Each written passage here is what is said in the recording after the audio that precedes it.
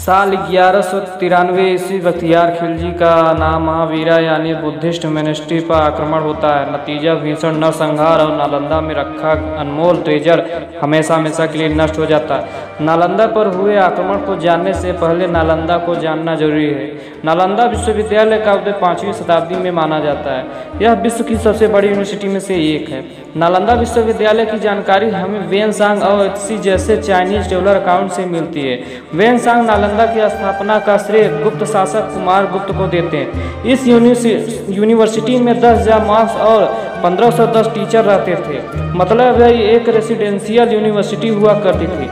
नालंदा में Asia, Korea, Japan, Turkey और श्रीलंका जैसे देशों से लोग पढ़ने आते थे। यहाँ बुद्धिज्म के साथ साथ मैथमेटिक्स, फिलॉसफी, साइकोलॉजी, मैट्रिक्स और ग्रामर जैसे सब्जेक्ट की शिक्षा भी दी जाती थी। यहाँ तक कि उपनिषद के और ओरिजेंटल यूनिवर्सिटी यहाँ मौजूद माने जाते हैं। यहाँ ऐसा माना जाता है कि ग्रेट मैथमेटिशियन आर्यभट्ट इस यूनिवर्सिटी के हेड रहे थे। ज्ञान का यह केंद्र लगभग 800 सालों तक ऐसे ही संपन्न रहा, लेकिन 12वीं शताब्दी में अचानक यह अतीत के अंधेरों में खो जाता है। इसके पीछे की कहानी बड़ी रोमांचक है।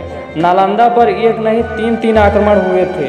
पहले 2 आक्रमण के बाद इसे रिबूट कर लिया गया था, लेकिन तीसरा आक्रमण इसके लिए विनाशकारी साबित होता है। तीसरा आक्रमण बख्तियार खिलजी द्वारा 1193 ईस्वी में हुआ था। ऐसा कहा जाता है कि खिलजी एक बार बहुत बीमार पड़ गया था।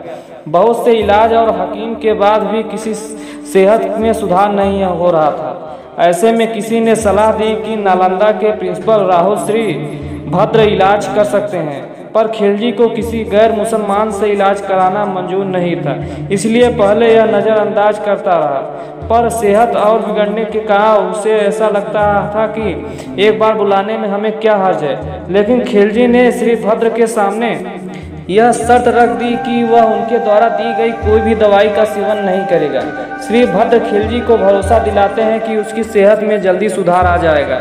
वह खिलजी को उनके द्वारा लिखी गई कुरान देते हैं और कहते हैं कि इसके कुछ पन्ने रोज सुबह पढ़ा करो। खिलजी ऐसा ही करता है और देखते ही देखते उसकी सेहत में सुधार आने लगता है। राहुल श्री भद्र के कुरान के पन्नों पर दवा लगा दी थी। जब भी वह जीभ से अपनी उंगलियां गीला करता ताकि वह पन्ना पलट कर सके, तब दवा उनकी उंगलियों के माध्यम से उसके जीभ पर लग जाती थी। और इसी तरह कुछ ही दिनों में खिलजी फिजिकल फिट हो गया।